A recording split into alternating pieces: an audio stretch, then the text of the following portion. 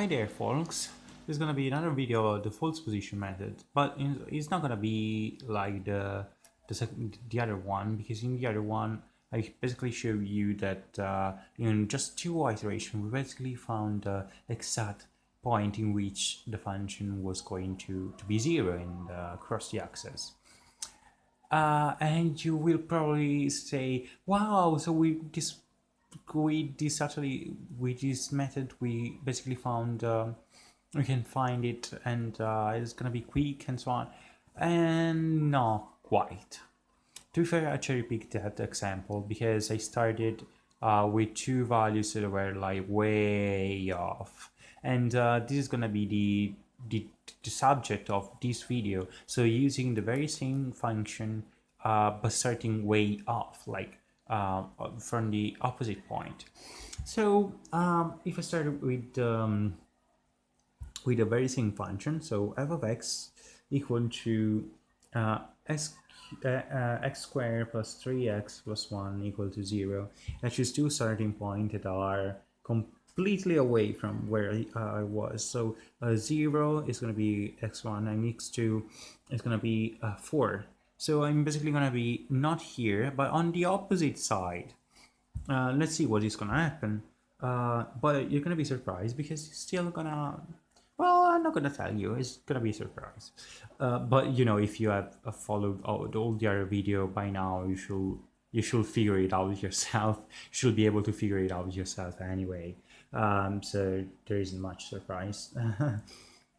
Anyway, if I plug in 0, I basically get, well, just like before, 0 squared plus 3 times 0 plus 1 gives me 0 plus 0 plus 1, and therefore I get 1, so a positive value. And if I plug in 4, I basically get 4 squared plus 3 times 4 plus 1, so I basically get 16 plus 12 plus 1 equal to 29.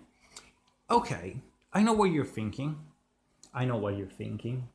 You're actually thinking, hold on a second, I choose two values, and those two values, once I plug them in, gave me a positive value and a positive value. I don't want that. I want a positive value and a negative value, or a negative value and a positive value. I don't want two positive or two negative values, because, you know, if I do this, you know, I don't know. I can't expect the function not to cross and change sign between those two. So what's going to happen? Well, let's suppose that you're not actually able to start two other 2 points, like two better points than those. Like you can't see that going with a negative value you're gonna get a negative result. So let's just suppose that you choose 0 and 4, you compute this, and you basically don't stop. You go on.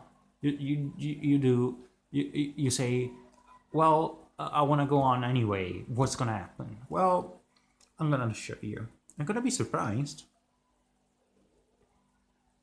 I promise you that you're gonna be surprised. Alright, so this is 0, and this one is going to be 4. So we know that at 0 the function is 1, so like here, 1. And at 4 the function is, or on the very top, like here, like 29. Okay, so, well, we have 2 points. One is 29, one is 4, so between 0 and 4 we don't actually expect the function to, you know, cross. So what's going to happen? Well, let's write once again the formula. So for the false position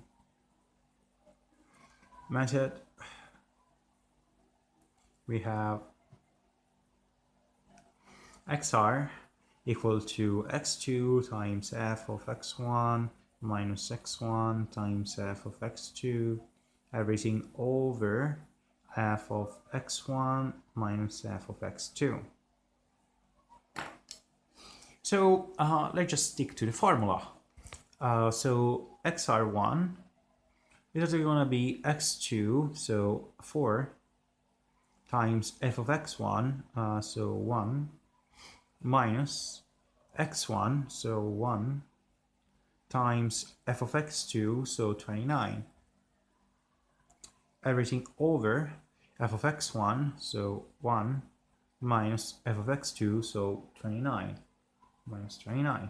So this is actually going to give us 4 times 1 is 1. Oh, I'm sorry, x1 was 0, so this one was 0. So 4 times 1 is 1, minus 0 times 29 is 0. So, and 1 minus 29 is negative 28. So this actually gives us negative 4 over 28, which simplifies as 1 over 7. So this is negative 1 over 7 equal to negative 0.14.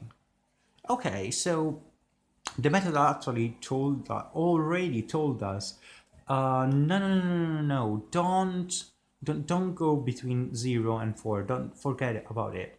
You know, go on the left hand side of the graph, because it's gonna be, you know, here.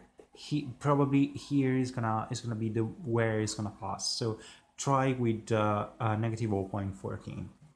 So we stick to it and say, okay, negative 0.14 is going to be our next point. Let's try to plug negative 0.14 back into our function. Negative 0.40. And by the way, by the formula strength, we already know that negative 0.38 is actually the point in which it intersects with the axis. So we know that at a negative 0.14, we're not gonna hit the axis. So if we plug in negative 0.14 into our function, we're basically gonna get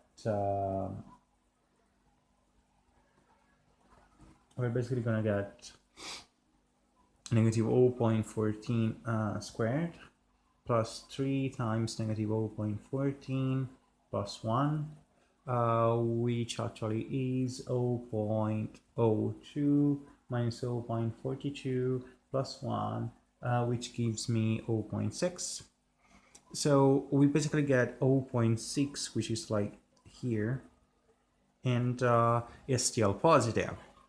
So we started with a positive value, another positive value, and now another positive value. So we're gonna all go on and find xr2, and actually xr2, we are basically gonna say, well, we don't actually expect it to, you know, to be between here and like here and here. So we're gonna try between negative 0.14 and 0, but we know that it's not gonna, you know, it's not gonna be, we're not gonna get anything. But this is actually gonna give us our new point. So let's stick with the formula. xr2 is gonna be given by x2, so 0 times f of x1, so 0.6, minus x1, so negative 0.14, times f of x2, f of x2, so 1. Everything over f of x1, so 0.6, minus f of x2, so 1. It's gonna give me 0, 0 plus 0.14 and over negative 0.4. So it's like saying 0.14 over 0.4, which is going to give me negative 0.35. So you know what is happening. The algorithm is actually telling us, no, you're way off. You're way off. Go on the left. You know, even though we started with two completely off points, we are converging towards our solution. So negative 0.35, and if we plug in back the function, at negative 0.35, we know that we are not gonna hit 0 because of the formula former example. But you know, negative 0.35 is pretty damn close to negative 0.38, which is the value in which we're gonna get 0. So let's just do it for the sake of doing it, but we know that we're not going to get 0, so negative 0.35, if we plug it back into our function, we basically get negative 0.35 squared plus 3 times negative 0.35 plus 1, which is going to give us 0.12 minus 1.05 plus 1, which gives us 0.07. So yeah, we are still positive, but we're really close to 0, because 0.07 is really close to 0. And we know that if we go on, we're eventually going to get negative 0.38, and we're eventually going to get the point in which is going to intersect the axis. So, by the way, this one, 0.35. There we go. So our best guess for these for these one here is gonna be, well, if it's not, oh god, yeah, my drawing suck, my drawing really suck. I'm sorry about that, but anyway, so if as you can see, it's gonna converge, because you know we started with a way off. We started with two values, 1 4 and 1 0, and we got two positive value. We didn't stop, and we said, okay, we don't care if the thing is if the condition actually says, you know, you gotta get two. You gotta choose two values, so that once you plug them in, you're gonna get one positive, one negative value. We said we don't care. We're still gonna go on, even though we got two positive values, and eventually, step by step, we basically got closer and closer to our solution. So everything is good. But we have actually been lucky. Why am I saying this? Well, I'm saying this because if the function didn't actually have, well, the function is continuous, so it's good. But if the function didn't actually have, you know, a point in which it was going to intersect the axis, how do you know? And you choose 2 points so that you get two positive outputs. How do you know that the function is even, like, gonna cross the axis? How do you know that? You know, if you choose other 2 points and you get two positive outputs, and you say, no, okay, I'm gonna choose another point, other two pairs of points, and you still get two positive outputs, and you choose other two pairs of points, and you still get two positive outputs. How do you know that the function is actually gonna intersect the axis? Well, you don't. Which is why I wanted to show you that it doesn't really matter if your number are those two or those two. Eventually you're gonna converge to the solution as I show you in this case. But is a really good common rule and practice, and a condition for this method to actually use two numbers, so that when you plug them in, you get a positive and negative value. Because, you know, it may happen that you're still gonna get to your desired solution. So in this case, to negative 0.38, which will be probably the next one after negative 0.35, after we have discovered it. But you may not, because the function may be positive, like always positive, or maybe always negative, and so on. So it's really a common practice to do this, and you should be doing this, like choosing 2 points so that you get opposite values, not this. All right, so I hope it helps, and that's pretty much it. I'm gonna be doing another example just because I want to, but I don't think I'm gonna make any other example other than the next one, or maybe the next two, but next, definitely not the next three, probably. All right. So as always, I hope it helps. Let me know if you wanna know something else, like if you wanna see other example or other things.